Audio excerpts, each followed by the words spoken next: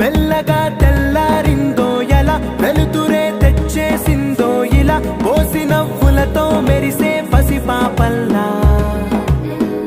చేదతో బావులలో గలగల చెరువులో బాతుల ఈతల కళ చేదుగా ఉన్న వేపను నమిలే వేళ చుట్ట పొగ మంచుల్లో చుట్టాల పిలుపుల్లో మాటలే కలిపేస్తూ మనసారా మమతల్ని పండించి